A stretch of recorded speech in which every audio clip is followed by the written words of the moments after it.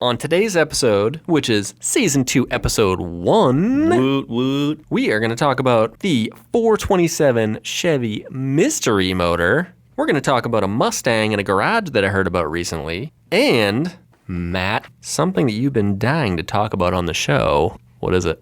Oh, you're going to have to wait and see, Jeremy. Oh, it's a secret? Big secret. Not telling the listeners. Not going to tell you yet. All right, stay tuned. Engine Noise Podcast is brought to you by OneAutocom. Quality auto parts that ship quickly and come with thousands of free online videos that can walk you through your installs.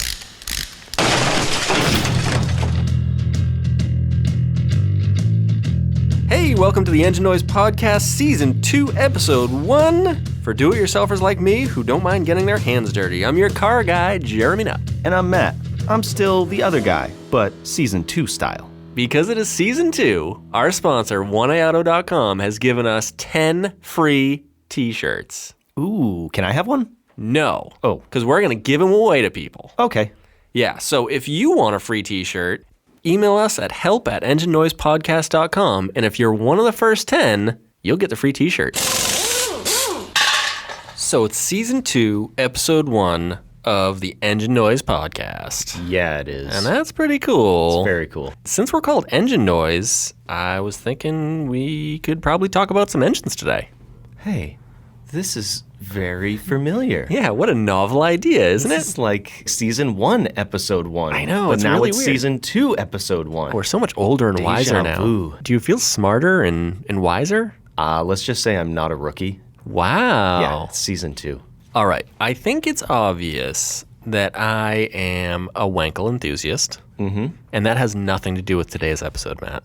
Oh, okay. Because today we're talking about a 427 Mystery Motor. Ah, the 427 Mystery Motor. Do you know why it's cool? I do, actually. Really? I told you, Season 2, I'm no rookie. Okay, well, Not a professional. let's hear it. I actually did a little research here, Jeremy, on the Mystery Motor. I like where this is going. I Yeah. want to hear all about it. Well, let me tell you what I know. Okay. Okay? I'm proud of you. Does the name Robert Glenn Johnson Jr. ring a bell? Yeah.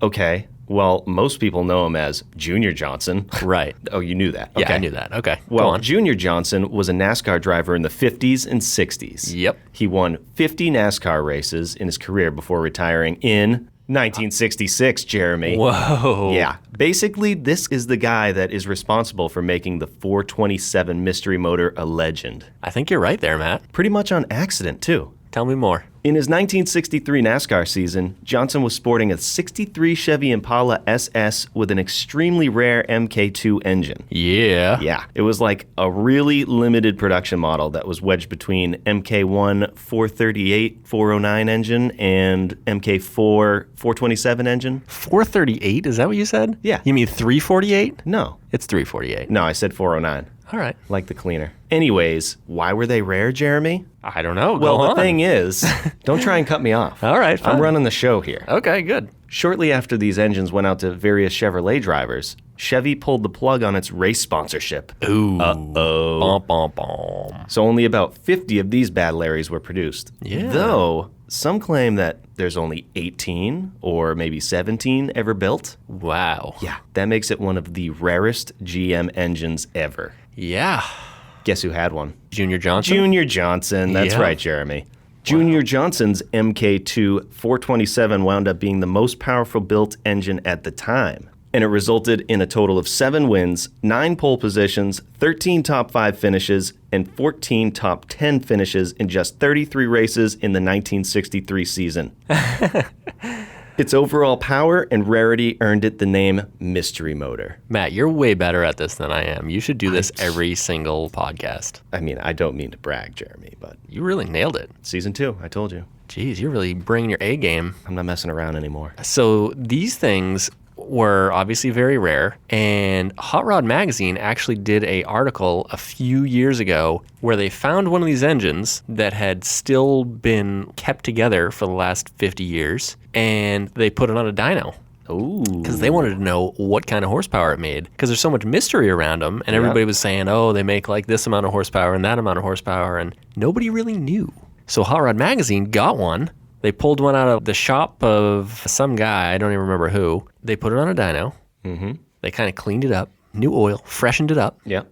maybe threw a little paint on it to make it pretty. All right, I don't know if they did that. Yeah, why would they? And they ran it on the dyno, and it made like 450 horsepower, which is pretty great. Yeah. Now, there's legends out there that say that some of these things were making 650. Who really knows? It's kind of a mystery. It's a mystery motor. These are pretty cool engines, though, because it's sort of the earliest versions of big block Chevrolets. And big block Chevy engines came out, and I think they started going in cars in 1965. Yeah, you got that, Matt? Yep, I told you. Pretty sure it was 65, and I think it was the 396. Six. You got that? Yep. Those are the earliest versions of the big block, and 409s and 348s were sort of the pre-big block before the big blocks were big blocks. Right. When you talk about big block engines, they all kind of started with the 348, the 409, and this 427 mystery motor from the very early 60s. They kind of like... cool thing to have. Yeah. Cool piece of history. I bet you they're worth a lot of money. I think they're kind of like those sockhead engines that we talked about a few episodes ago, where the Ford sockhead engines that go for like $89,000 on eBay sometimes. I would bet that this is one of those things where you just can't get one. There was 18 of them made, maybe, and maybe there's a couple left. Yeah, who knows? They were lost to history, Matt. They were really cool design, too, because they had canted valves. So if you popped the valve cover off of the cylinder head, the valves weren't sitting straight up and down. They were at angles. People used to call them porcupine heads because they had all these like valves facing weird directions on the top of the head. Kind of a fun little thing. It's different. And Hemi engines did that, and they had to have all this extra valve train stuff on the top of the head to make it all work. But this 427 mystery motor got it to work with stamped rocker arms, and it was sort of like a simpler version of what the Hemi ended up being with like all their extra crap that they had on top of the head. Extra crap. Extra It's crap. a very technical term. It's a technical term, yeah. All the engineers are using that term.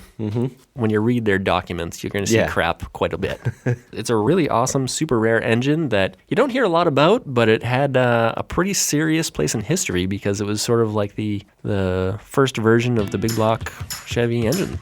Pretty dope. Not a lot of people know about it. Nope. But I do. It's a mystery. I know all about it. I know you do, Matt. Well done. Thanks, I'm Jeremy. impressed. Thanks. It's time to talk about OneAuto, Matt. Boom, doom, doom, doom. Are you tired of the same old auto parts stores?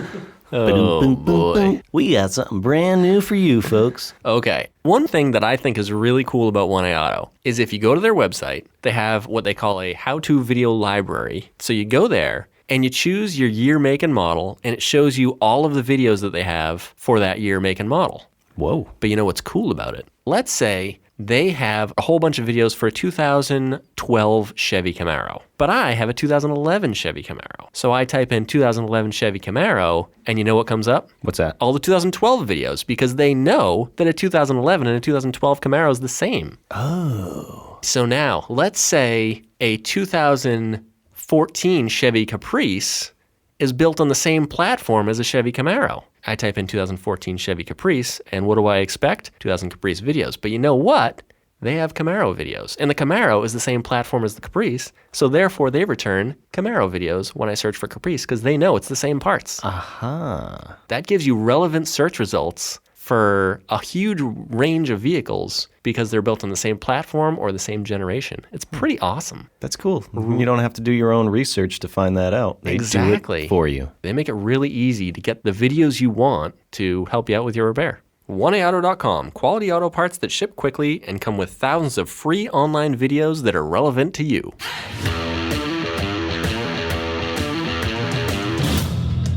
So Matt, I brought the Le Mans to a car show on a trailer because it wouldn't actually make it there legally. Yeah, sounds about right. But you know, you gotta do what you gotta do. Yeah, for the next 10 years, you're going to do the same thing? Yeah, whatever. So I brought it to the car show, and I'm talking to this guy that I kind of know, but not really. An acquaintance? Yeah, he's like a fellow car guy in the local area. So he's with a friend who I also kind of know who's a local car guy. So I'm chit-chatting with them about Le Mans, and one guy goes, "Hey, I bet you Jeremy would like the Mustang that's in your sister's garage." And he's like, "Oh yeah, I forgot I had a Mustang." I was like, "Well, hold on. How do you forget you have forgot you had a Mustang? a car? Turns out this guy had an 84 Mustang GT350, which is a Fox body Mustang for those of you out there that are Mustang enthusiasts. I don't exactly know what a GT350 package included in 1984. My guess is it was like a trim and interior package more than Right. performance, though I don't really know. But moral is, he had this car for like 3 weeks and wrecked it. What? Yeah. He was so embarrassed that he wrecked this car after 3 weeks that he put it in his sister's garage in 1991. Been there ever since. Wow. It's like a 39,000-mile Fox body Mustang, GT350. It's an anniversary edition package or something like No that. way. And it's wrecked in his sister's garage. And he says it was crazy fast. He said the guy he bought it from did some stuff to the engine to make it faster and scarier than it already was. And manual transmission. It's a hard top, no T-tops or convertible stuff. Yeah. It sounds awesome. So I think what I'm going to do is You're going to go knock on somebody's door, Jeremy? You know where this is going. I am now in touch with him. Uh-huh. I'm just going to kind of keep it in my back pocket for right now because I'm working on a little space at my house to put another vehicle. Uh-huh. And then once I have the space, I'm going to go check it out, see what's happening. From what I understand, it's wrecked. But that's how I like my cars. Well, yeah. I like them ratty. Yep. And I like them fast. Is it yellow? It's white. Oh, white. Did I mention it's crashed? Yeah, like 4 times. Yep. Yeah. So, well, the other part of the story is apparently he's driving and he fell asleep or something like that and hit an embankment. So the front of the car is pushed up. So it's kind of shaped like a V. So he said the hood is good, but the rest of it's not good. Like all the things on the bottom are not good. So I'd have to pull like the nose off. That doesn't sound straighten it all too out. bad. Yeah, I feel like it would be Especially a if fun it's been project. sitting in a garage since 1991. Yeah. He said there could be a whole pack of raccoons living in it. Whatever. But I mean, I'm not afraid of raccoons. Raccoons are easier to get rid of than rust, That's exactly right, Matt. you know? And he says it's got the cool seats. I don't know how many 80s Mustangs you've been in. Well, actually, Jeremy, recently, just one, but a friend of mine just purchased a 1989 Fox body Mustang. Yeah, it's the notchback style, which I guess is a little more rare. Those are becoming like the cool thing to have. For a long time, any like Fox body or Mustang enthusiast, they all wanted the hatchbacks. And Yeah. now it's going the opposite direction where everybody wants the notchback. Weird. Yeah, it's strange. They'll have the same kind of engine parts and Yep. interior parts, right? Mm-hmm. And Yeah. I've been told that they just made a ton of these cars. They did. So you can get parts for them somewhat easily, Yep. right? But this one is not, even if it was wrecked, it's not, I don't think it's got a lot of rust, basically. Yeah. You know? You know what, though? You can still have a lot of fun with a rusty car. Oh, yeah. It It's a doesn't need to be project car, perfect. you know? And it can be like a ratty muscle car sort of thing where you get it driving and you just kind of, you don't Leave have to it. worry about it. You can go drive it to the grocery store, park it with the windows down, and if a bird flies in and No, whatever. does whatever a bird does inside your interior, it's like, no big deal. Doesn't matter so much. You don't have to worry about it. There's something wonderful about a ratty muscle car. I know. You've told me once I or know. twice. I try and push it as much as I can on people. I want it to be a thing. all of the world to have a ratty muscle car. Exactly. So the entire grocery store parking lot is just full of like... Just people just jamming their car doors into each other. Exactly. Yeah, I think it would be fun. So this Mustang that your friend has, is it like a 5-liter Mustang? It is a 5-liter Mustang. Yeah. Okay. It has the V8. Nice. Yep. And does it run? It does now. Took some doing, All right. but the starter was bad. Mm-hmm. The starter solenoid was bad. Yep. The battery was disconnected and in the trunk, where I guess some people do that to add weight to the vehicle. Yeah, weight distribution. They put the battery in the trunk over like the rear tire. Yeah. Yep. All of that was changed. New battery, gas, and he did an oil change. And then it's really weird where this, I don't know what went on, but the guy that sold it to him said that the car was broken into and some parts were stolen off of it. When we opened the engine bay, the only thing that was missing was like hose clamps and a couple rubber hoses. Weird. Yeah, that's the only thing Who that... steals hose clamps? Yeah, the window was smashed. The driver's window was smashed. And then, like, nothing else was taken from the car. That's so weird to me. Like, I feel like it was somebody that maybe smashed it and then, like, started to, like, try and carefully take it apart. Like, they were going to take the engine and reuse it because... And if they So were trying to weird. sabotage something, you would think they would cut hoses instead of, I don't know. It was just really weird. That is really weird. But that is cause for some troubleshooting when you have things missing and Right. you're trying to get the thing running, you know.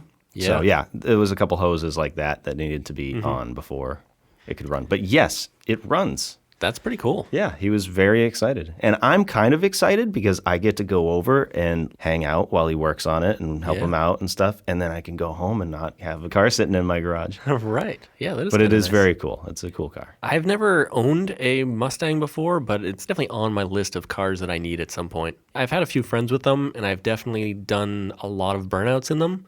You've done burnouts and everything, though. Yeah, for the most part. Yeah. But yeah, one that I can think of, I remember years ago, my friend had, I think it was like an early 90s, like a 91 Mustang 5-liter manual transmission, and he put some crazy gear ratio in the back. First gear was basically just a burnout gear. Like you couldn't actually drive it in first gear because it would like wind up the engine to like 6,500 RPM and you'd be going like 1 mile an hour, but you'd do a sick burnout. Yeah. It was very, very fun. First, second, third gear felt like you were in a rocket ship. Awesome. Cool cars. Yeah, I like them. Well, Jeremy, you do car stuff. Yep. You're the host of the show. I mean, I'm one of them. Now I'm going to play the host of the show. Let's see how it goes. All right, let's see what happens. I am an avid video game player. Okay. I think we can tie that into cars. All right. I'd like to hear this. Are you ready, Jeremy? I'm definitely ready. Here is my... See, I'm playing Jeremy right now. Okay. Here's my top 5 car-related video games. I'm actually kind of excited about this. Oh, you're pulling the I paper out have of a your little pocket. list here, because if I messed up with video games, Yeah, you'd never hear the I'd end of it. never forgive myself. It's not your typical list. When you think car-related video games, you think just driving a car straight. Right behind the car, that view, Yep. you know? But this is not your typical list. Okay. I cannot wait for this. I'm so excited. If you're listening to this, I hope you're as excited as I am. So number 5. Can we back up for just 1 second? Okay. I feel like people need to know how much of a expert you are in the video game world. I wouldn't exactly consider myself an expert. I would. See, I'm more of a collector, I guess. Okay. Do you have Sega Genesis? I have a Sega/Sega CD. Do you have Super Nintendo? I have a Super Nintendo. Regular Nintendo? I have a regular Nintendo. Atari? I do not have Atari. What? Yeah, no. What kind of a gamer are you, man? I don't play that. How about Neo Geo? No, I don't have Neo Geo. That's a weird one. It is a weird do one. people really have that? I mean, Oh, yeah. I feel like only like the strange kids in school had that. Yeah. And collectors that go beyond my Yeah. Atari Jaguar, Yeah. weird 3DO. I don't even know what these words are. Okay, so I'm considering you an expert at this point. Well, I stick to the older Nintendo stuff. Okay. 8-bit, 16-bit, maybe sometimes Game Boy. How often do you cheat with Game Genie? Oh, all the time. All the time. So anytime you use a Nintendo cartridge, you pretty much have a Game Genie stuck in the front of it. Yeah, pretty much. I'm into this. Especially Arkanoid. That game's impossible without a Game Genie. I think almost all Nintendo games are impossible for me. I am very bad at it. You know why I like the old Nintendo games compared to the new stuff? Why? Because I can play for 5 minutes and then stop and not worry about it. Yeah. The newer games, you got to sit there for like 2 years to get to the end of the Yeah. game.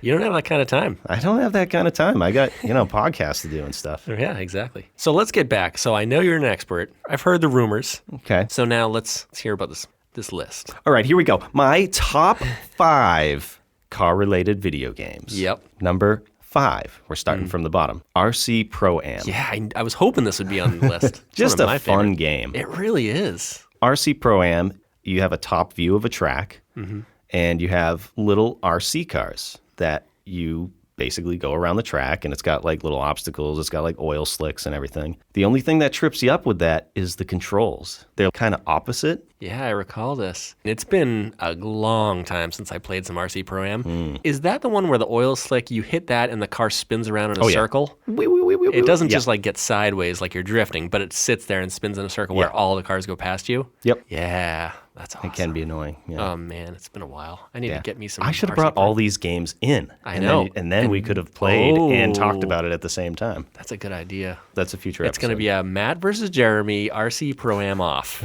and we're going to see who the champion is. Boom. All right, number 4. Let's hear it. Okay, number 4. And I'm making this up as I go as far as order. All right. I already have my number 1. Number 4, Cruisin' USA. Wow. Yeah, I'm going arcade style now. Jeez. Yeah.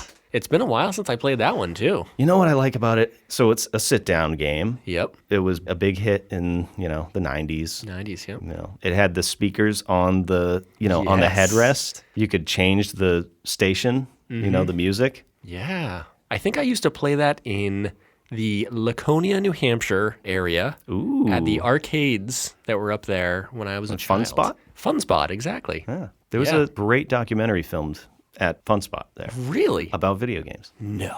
Yeah. You never seen it? No? No. King of Kong, Fistful of Quarters? No, but Oh, it's now incredible. I feel like I should. Yeah. It follows this guy who is trying to beat the Donkey Kong world record, the arcade game. And this is like a documentary. Yeah. You have to check it out. Okay. So there's a good guy, this guy named Steve Wiebe. He tries to beat the record, and then there's a bad guy who currently holds the record. Is he like a legit bad guy? He's like, he is made out to be a bad guy. And I won't tell you what happens. Whoa. We'll just say there's a lot of controversy where the controversy is still going. Whoa. Yeah, it's awesome. You got to check it out. Man. Number 3, Jeremy. I'm ready. Rad Racer. I remember the name of that, but I don't remember what the game is. So that is the typical game that you think of when you think of a racing game. It's that view from behind the car, but this was the first one to appear in like a home entertainment system. This is the original Nintendo. Okay. Rad Racer. And what makes it so great?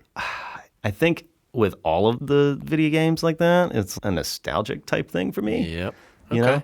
All the sound effects and everything you could play, and like basically there were a bunch of different tracks. The difference between them were turns were in a different place and it got dark. Oh. But besides that, Yeah. it's the same exact thing over and over again. And I'm guessing there's like obstacles like cactuses and something Well, like there's that. other cars, Okay. and that's the only obstacle. All right. Besides like going around impossible corners and hitting trees and then doing 1,000 barrel rolls and then just getting right back on the road and just driving. Right. Because that happens. Yeah. We're going to have to get the Nintendo in here because I think I need to play that one. I'm not sure I've even ever played it. It gives you a ton of anxiety towards the end of the course because you're on a timer and the time runs down and then it makes the sound and it's like doo-doo-doo-doo-doo-doo, and you know the time's running out, and then you come so close to the finish line and you get so mad, and that's where you start either throwing the controller or twisting it to where the plastic starts going. Oh, man. So it's one of those games. Yeah, I need to try this. Yeah. Are you ready, Jeremy, for number 2? Number 2, we're getting closer to number 1. I'm liking this. GTA. The whole series, Grand Theft Auto. Just the whole series. The whole series. The big reason is because you can drive so many different types of cars. Right. You can drive regular cars. You can drive like a big lowriders. minivan. You can do lowriders. Yeah. You can break into fancy places and steal the most expensive car in the game. Motorcycles later on in the series. The motorcycles, yeah. Yeah. All right. So I think we're ready for number 1, Matt. I hope you're ready for number 1. I bet you could guess this, Jeremy. Okay. I think you should try and guess this. Here's what I want it to be. I want it to be F-Zero so badly. F-Zero is a great game, though it did not make It didn't my make your list. list? No. F-Zero would be on the top 10, but it's not on my top 5. Wow. Yeah, I'm sorry. Okay. I don't know. I'm completely out of ideas. I guess you could call this not your typical car-related game, All right. because it's not about cars. It's about carts. Carts. It is Mario Kart. Oh, man. Come on, Jeremy. I have played a lot of Mario Kart in my day. Tell me it's not the best No, car-related video I think game. you're right. I think that probably is the best. And it's a great multiplayer game. Multiplayer game. Yeah, We used to 'cause- play 4 players all the time. So yeah, I would agree with you on that. That's a fantastic game. Yeah. Pretty awesome. Thanks for listening to this week's episode of Engine Noise, a podcast brought to you by our awesome sponsor, OneAuto.com. Quality auto parts that ship free and have thousands of how-to videos that walk you through your installs. Thank you to our producer, Jamie Prohaska, our editor, Patty Ford, and our marketing guy, Christian Hera. Thanks, everyone. We'll have another great episode of Engine Noise drop in 2 weeks. Our shows drop on the 1st and 15th of every month with a little car news and coffee in between. Be sure to subscribe so that you'll be notified every time one of our episodes drops. And remember to like, follow, and share our show on Facebook, Instagram, and Twitter. Thanks again for listening, and until next time, continue to DIY. Do it yourself. If you love us, write us an iTunes review. Give us 5 stars. You could win a t-shirt. Email us for help on your project car, help@enginenoisepodcast.com. Promise we'll answer you. This Engine Noise podcast is brought to you by OneAutocom. Hit the subscribe button now so you'll know when a new episode drops. Have a question for Jeremy or Matt? Send us an email at help@enginenoisepodcast.com. Can we just discuss how bugles are America's #1 finger hat? Did you realize that? Wow. Well, I knew that, but I didn't know they put a stamp on it. Yeah, I didn't know that either. I You didn't used to do that, right? Oh, of course. Yeah. I mean, how can you not? If you have a bugle, you have to put it on your fingers. That's how you eat them. I don't think I've seen a bag of bugles in like 10 years. I'm not even sure where our producer found this. I don't think it's even real. Imagine if this is all just either your dream or my dream. Would it be a nightmare, though? I'm scared, Jeremy. Might be a nightmare. Stop scaring me. For the fans out there of bugles, I'm sure that you already know this, but they are America's #1 finger hat. Hold the thing up to the mic. You can hear it crunch. Look That's at how that. Look at that little Look at decal. this. Can you guys see this? Gotta look at it. Man, that's awesome.